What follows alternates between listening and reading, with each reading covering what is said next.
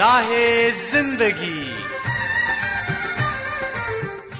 کے نشیب و فراز میں محبت کے احساس سے تازہ دم ہونے کے لیے پروگرام سنیے راہ زندگی۔ ہوا کے دوش پہ آپ سب کی سماعتوں کی نظر جوشوا کا سلام۔ امید کرتا ہوں کہ آپ سبھی خیر و عافیت سے ہیں، اپنے اپنے کام خوب اچھے سے سر انجام دے رہے ہیں۔ میری دعا ہے کہ آپ سدا خوش رہیں، سدا سلامت رہیں، خداوند تعالیٰ آپ کو ہمیشہ خوش رکھے اور آپ کے کام میں بہت ترقی عطا فرمائے، آمین۔ جناب والا، یہ زندگی ہے، چلتے پھرتے گھومتے گھماتے بہت سارے سانحہ بھی ہو جاتے ہیں، اور ہم جو ہیں ایک دوسرے کے گھر میں پتہ لینے جاتے ہیں، تیمارداری کے لیے جاتے ہیں یا پھر اظہار افسوس کے لیے جاتے ہیں۔ ایک کلچر جو ہے بہت زیادہ عام ہے کہ مہمان نوازی ہم کرتے ہیں، لیکن ایسے موقع پر بھی ہم بہت زیادہ جذباتی ہو جاتے ہیں۔ مثال کے طور پہ گھر میں کوئی پتہ لینے آیا ہے، گھر میں کوئی افسوس کرنے آیا ہے، تو ہماری کوشش یہ ہوتی ہے کہ ہم اچھی اچھی چیزیں اس کے کھانے کے لیے وہاں پر رکھ لیں۔ اب وہ جو اگلا شخص ہوتا ہے اس کا بھی ذہن یہ ہوتا ہے کہ اگر کچھ اچھے سے نہ پوچھا تو غصہ کر گئے۔ بہت سارے لوگ ایسے بھی ہیں جو نہیں چاہتے کہ ان کے لیے یہ سب کچھ کیا جائے۔ ظاہری بات ہے، وہ تیمارداری کے لیے آئے ہیں، وہ اظہار افسوس کے لیے آئے ہیں، وہ نہیں چاہ رہے ہوتے کہ ان کے لیے اتنی زیادہ کاوشیں کی جائیں، وہ نہیں چاہ رہے ہوتے کہ ان کے لیے اتنا خرچ کیا جائے، لیکن وہ بھی بیچارے پھر چپ کر کے تو کچھ نہ کچھ کھا لیتے ہیں، ایسا نہ ہو کہ گھر والے غصہ نہ کر جائیں۔ پرابلم دونوں ہی طرف ہے۔ آئیے ہم مل جل کر کوشش کریں کہ اس کا خاتمہ ہو، سادگی اپنائیں، جو کچھ ہمارے گھر میں موجود ہے وہی کچھ پیش کر دیں۔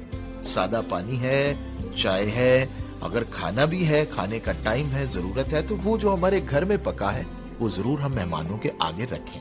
میں یہ سمجھتا ہوں کہ مہمان بھی اس میں برا نہیں مانیں گے اور ہمارے لیے بھی بڑا آسان ہو جائے گا۔ بظاہر تو یہ دیکھنے میں بڑا اچھا لگتا ہے، لیکن ہم جانتے ہیں کہ ہماری کمر جو ہے وہ ٹوٹ جاتی ہے اتنا زیادہ خرچ کر کے۔ آلریڈی مریض پر خرچہ ہو رہا ہوتا ہے اور یہاں پر بھی خرچہ ہونا شروع ہو جاتا ہے۔ دوسری بات یہ ہے کہ آج کل سرد موسم ہے، آپ جانتے ہیں کہ گیس نہیں ہوتی ہے، یہ بھی ایک بڑا مسئلہ ہے۔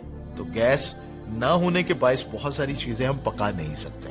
اس حوالے سے بھی ہمیں خیال کرنا ہے، جب ہماری باری ہے، ہم جا رہے ہیں تیمارداری کے لیے یا اظہار افسوس کے لیے، تو ہم کوشش کریں کہ ان کے لیے آسانیاں پیدا کریں، ان کے لیے ہم بوجھ یا مشکل کا باعث نہ بنیں۔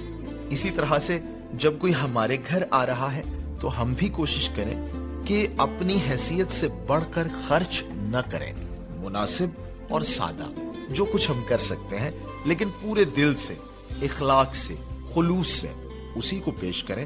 میں یقین سے کہتا ہوں کہ حالات بڑے بہتر ہو جائیں گے اور وہ جو فرسودہ چیزیں ہیں ان کا بھی خاتمہ ہوگا۔ آئیے پروگرام میں آگے بڑھتے ہیں، سنتے ہیں تلاوت کلام پاک۔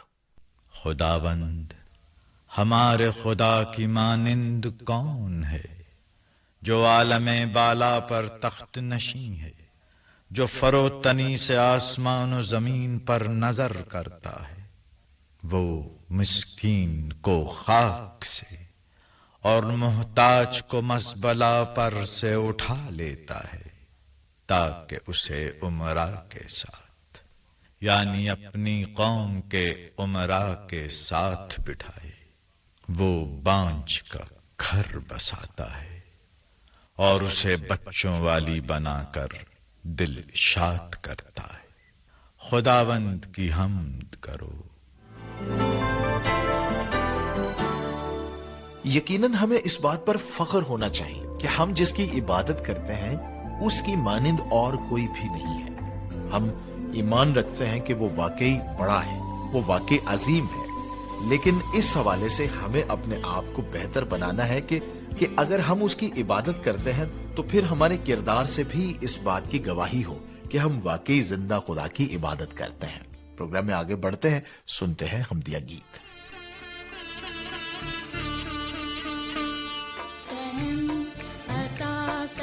مجھ کو خدایا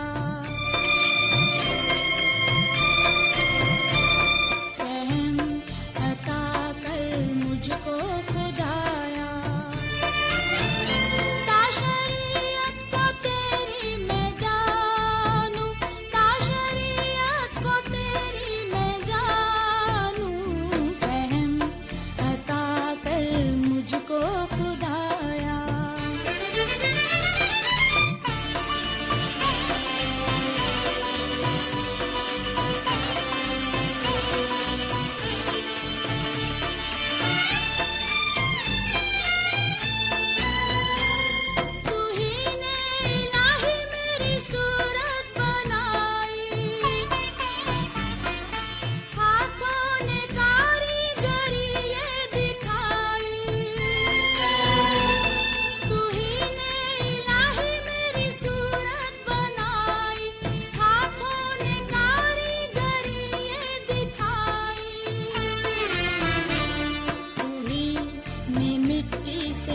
مجھ کو بنایا، تو ہی نے مٹی سے مجھ کو بنایا.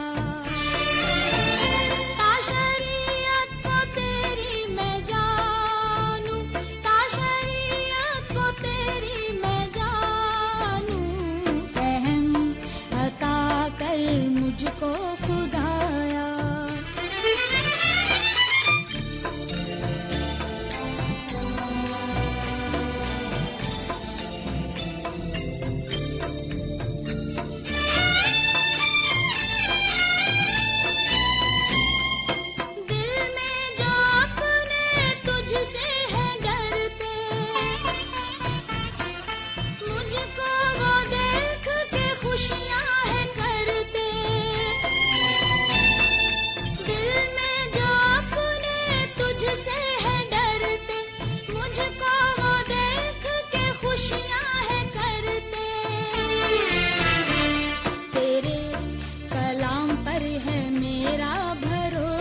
تیرے کلام پر ہے میرا بھروسہ.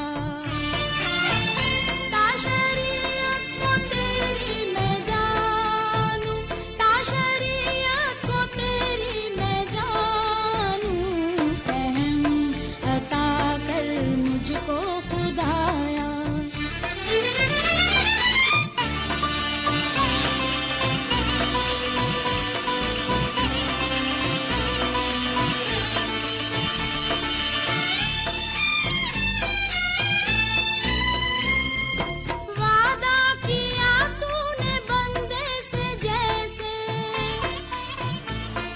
شفقت سے تیری تسلی ہو ویسے،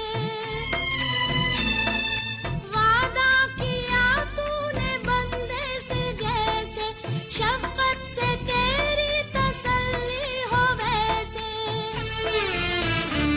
مجھ پر تو ہو تیری رحمت کا سایہ، مجھ پر تو ہو تیری رحمت کا سایہ.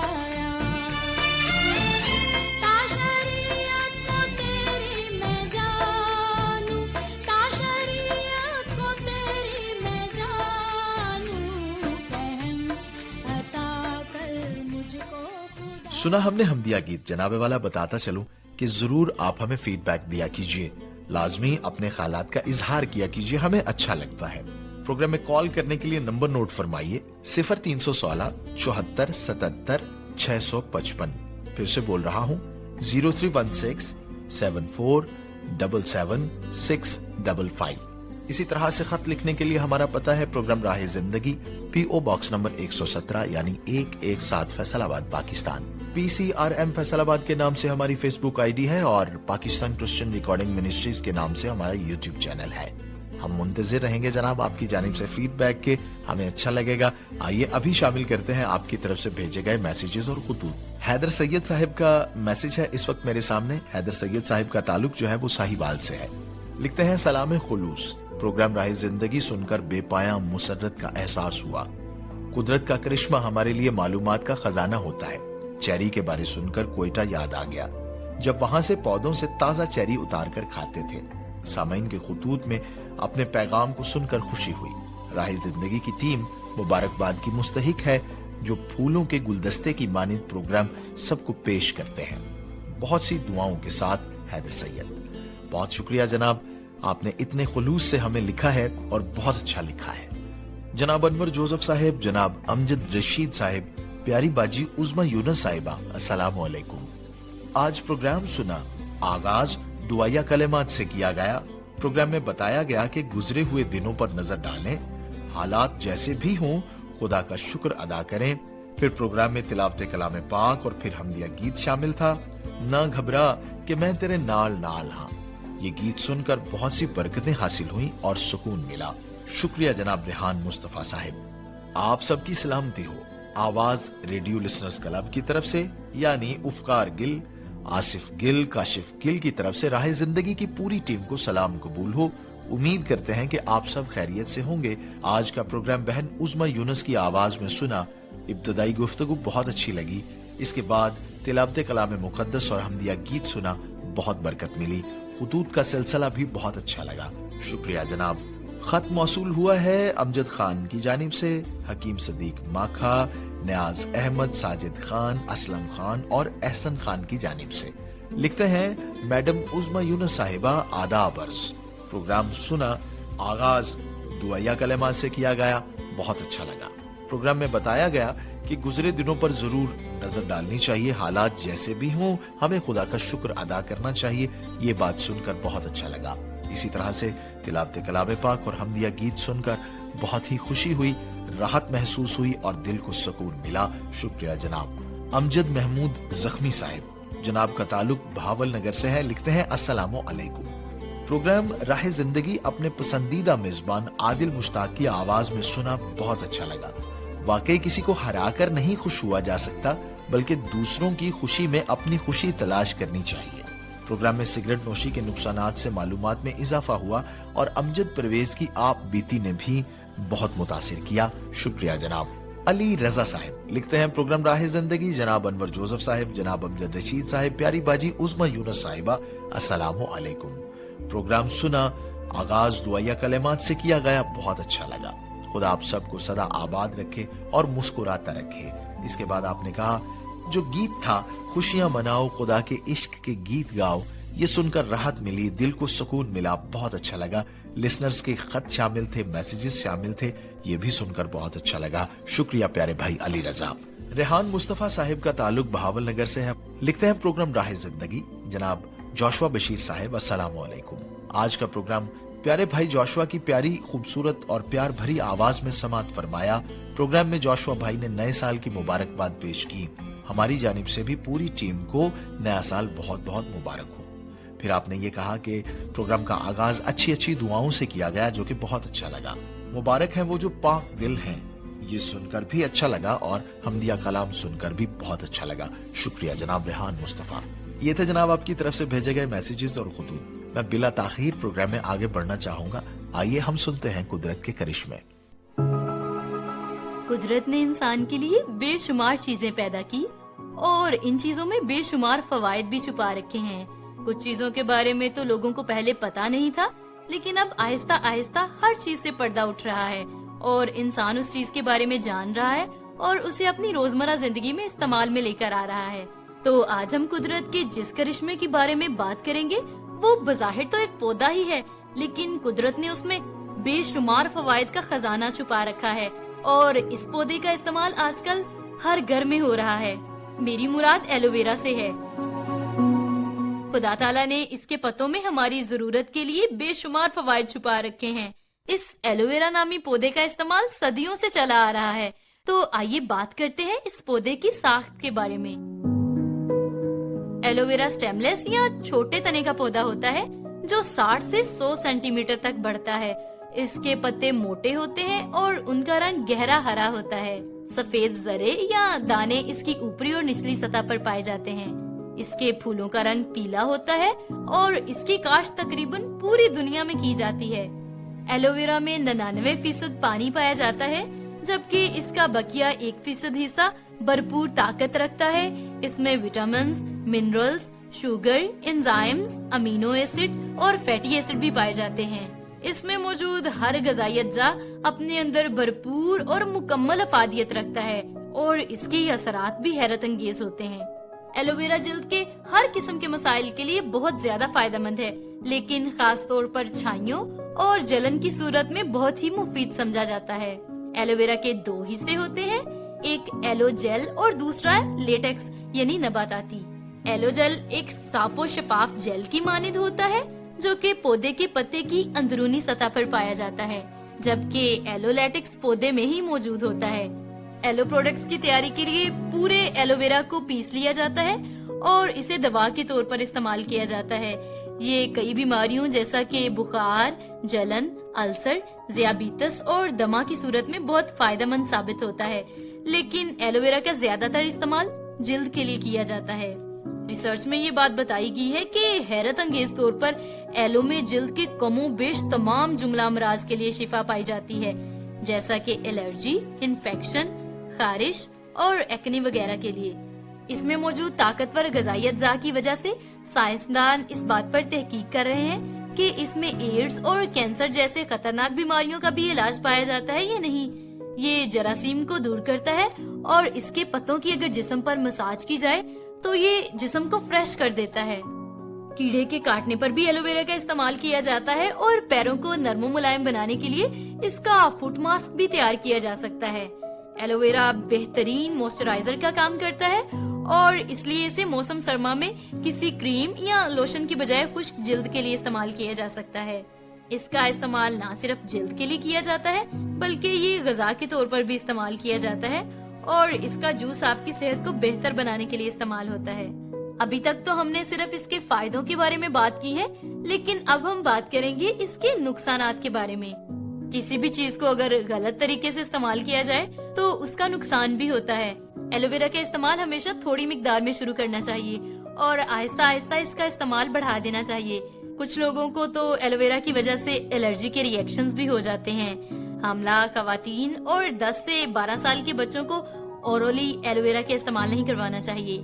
اگر آپ کسی مرض جیسا کہ ذیابیطس کا شکار ہے تو ایلو ویرا کے استعمال سے پہلے اپنے ڈاکٹر سے مشورہ ضرور کیجیے۔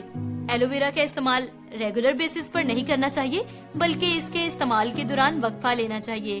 جیسا کہ اگر آپ نے 15 دن کے لیے ایلو ویرا کو استعمال کیا ہے تو اگلے 15 دن کے لیے اس کے استعمال میں وقفہ لینا چاہیے۔ زیادہ مقدار میں ایلو ویرا کا استعمال کرنے سے کڈنی ایشوز کا بھی سامنا کرنا پڑتا ہے اور ڈائریا بھی ہو سکتا ہے، اس لیے ایلو ویرا کو صرف ایک خاص مقدار میں ہی استعمال کرنا چاہیے۔ خدا نے ہر چیز انسان کی بہتری کے لیے پیدا کی ہے، لیکن اگر ہم کسی بھی چیز کا استعمال بغیر سوچے سمجھے اور اس کے بارے میں جانے بغیر کریں گے تو وہ ہمارے لیے نقصان دہ بھی ثابت ہو سکتی ہے۔ تو ہمارے لیے بہت ضروری ہے کہ ہم ایلو ویرا کا استعمال احتیاط کے ساتھ کریں اور خدا کی اس نعمت کے لیے ہمیشہ اس کی شکر گزاری کریں۔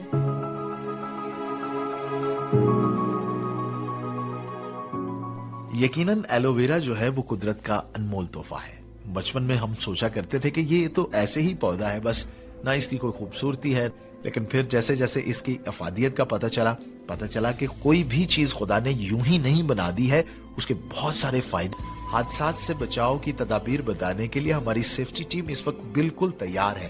آئیے ہم ان کے پاس چلتے ہیں اور سنتے ہیں کس طرح سے حادثات سے محفوظ رہا جا سکتا ہے۔